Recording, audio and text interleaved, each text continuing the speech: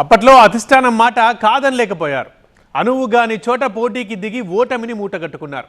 ఇప్పుడు అక్కడా కోల్పోయి ఇక్కడా కోల్పోయి ఆ నాయకుల పరిస్థితి రెంటికి చెడ్డ రేవట్లా తయారైంది. ఇలా ఒకరని కాదు, జిల్లా వ్యాప్తంగా చాలామంది వైసీపీ నాయకుల పరిస్థితి అలాగే ఉంది. మరి అధిష్టానం ఇప్పటికైనా తమ విషయంలో దృష్టి సారిస్తుందా అని ఎదురు చూస్తున్నారు వారు. ఇందుకీ ఎవరు వారు, ఏంటా స్టోరీ? ప్లేసు మారింది, ఫేటు మారింది. అక్కడ ఉండలేరు, ఇక్కడికి రాలేరు. గుంటూరు వైసీపీ నేతల్లో తొలగని సందిగ్ధత.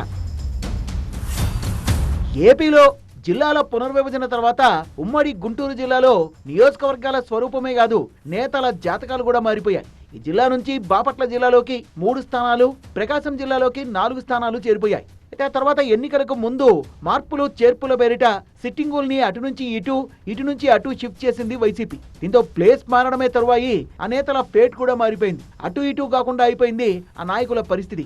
ఇప్పటి వరకు వేమూరు సిట్టింగ్ ఎమ్మెల్యేగా మంత్రిగా పెత్తనం చేసిన మేరుగా నాగార్జున సంతనూతలపాడు నుంచి బరిలో నిలిచి ఓటమి మూటగట్టుకున్నారు.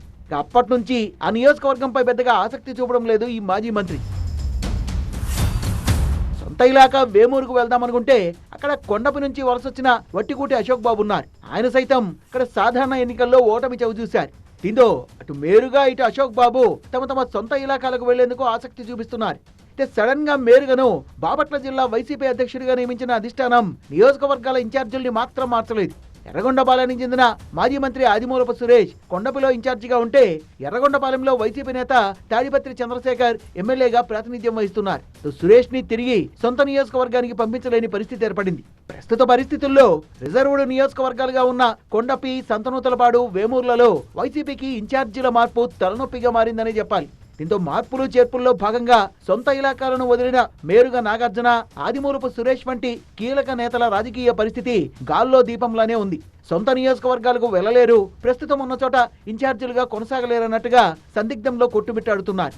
ఇప్పటికైనా అధిష్టానం తమపై దృష్టి సారించాలని జిల్లాలో నియోజకవర్గాల్ని వదులుకున్న నేతలు కోరుకుంటున్నారు. తమ నాయకులకు దారి చూపాలంటూ కార్యకర్తలు సైతం హైకమాండ్ కు తమ గోడు వెళ్లబోసుకుంటున్నారట. గతంలో చేసిన మార్పులు చేర్పులపై వైసీపీ హైకమాండ్ పునఃసమీక్ష చేస్తున్నందున సొంత ఇలాకాలను వదులుకున్న నేతలకు త్వరలోనే గుడ్ న్యూస్ వినిపిస్తుందేమోనన్న అభిప్రాయం పార్టీ వర్గాల్లో వ్యక్తమవుతోంది. అలాగైనా మళ్లీ పార్టీలో జోష్ వస్తుందన్న ఆశాభావంతో ఉన్నారు జిల్లా వైసీపీ నేతలు. ఆలస్యం చేస్తే అసలుకే మోసం వస్తుందన్న హెచ్చరికలు సైతం పార్టీ వర్గాల నుంచే వస్తుండడం ఇప్పుడు చర్చనీయాంశంగా మారింది. మరి సందిగ్ధతను తొలగించేందుకు అధిష్టానం ఏం చేస్తుందో, ఎలాంటి పరిష్కారం కనుగొంటుందో చూడాలి.